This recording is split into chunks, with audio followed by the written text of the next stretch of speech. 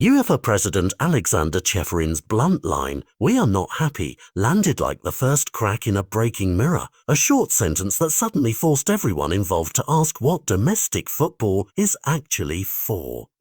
La Liga's proposal to stage the December fixture between Villarreal and Barcelona at Miami's Hard Rock Stadium has moved from bold idea to bureaucratic test, cleared by the Spanish Federation and now sitting on UEFA desk for consideration.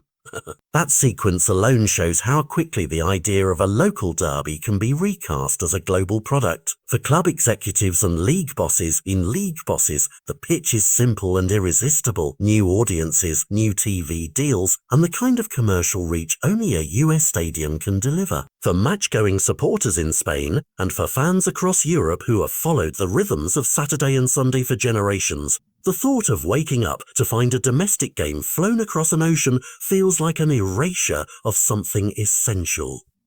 This is why Cheferin's discomfort matters, not merely as a line in an interview but as a sign that governing bodies sense a collision between money and tradition that could ripple through rules, calendars, and the identity of clubs. Behind the headlines, there are practical fault lines. The Spanish Federation's approval to send the fixture overseas was a procedural green light, but it is only the beginning. UEFA and eventually FIFA must weigh in, and there are real legal and regulatory questions about who has the authority to relocate an official league match out of continent. Supporters groups, hundreds strong and highly organized, have already mobilized letters and calls for obstruction, arguing that such decisions prioritize commercial partners over the loyal fans who travel locally, who shoulder the cost of season tickets and who create the stadium atmosphere that defines club culture. Players' unions and rival league officials have also voiced concern. If one domestic competition accepts an Atlantic transfer, what stops others from doing the same? From stretching national calendars into international roadshows that punish player welfare and skew competition. The human picture makes the debate vivid. Imagine a Villarreal fan who has saved for months for a seat at El Madrigal to watch a once-a-season clash, only to be told their home game will now be served to a separate market in Miami, a city with its own soccer appetite and distinct cultural promises.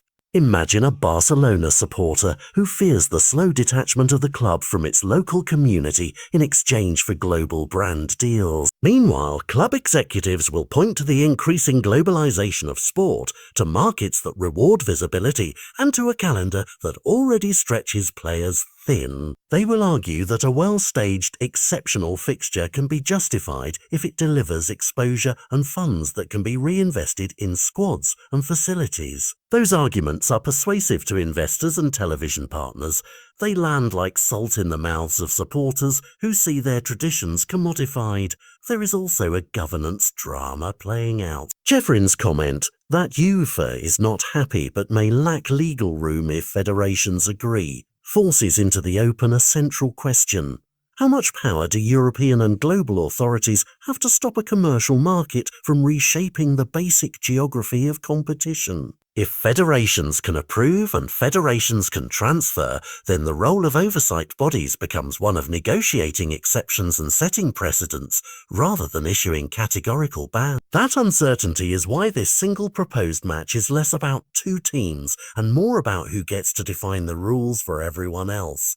The stakes are not only regulatory, but cultural. Sport survives because fans feel it belongs to them. They build rituals around kick-off times, chants, and local rivalries that sequences of novelty cannot easily replace. If matches start to be treated as movable assets, available to the highest bidder or the most lucrative market, the risk is that football becomes more stylized and less rooted. On the other hand, openness brings possibilities. New fans who have never seen a La Liga game live might fall in love with the sport. New revenue streams could strengthen smaller clubs, and globalization might accelerate the game's diversity. Which of these narratives wins will depend as much on the outcome of this specific decision as on the way governing bodies choose to regulate the next request.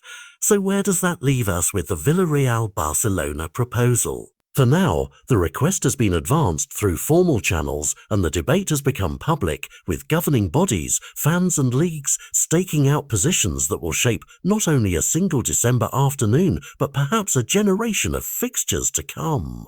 The test is immediate. Can football balance its appetite for growth with the duty it owes to those who built its culture? Answering that will require more than a press release or a signature on a sanctioning form.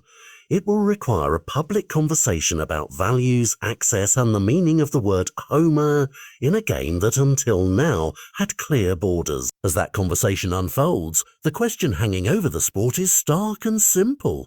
Are we watching an evolution that strengthens football everywhere, or the start of an erosion that leaves local fans watching empty seats and long flights back home?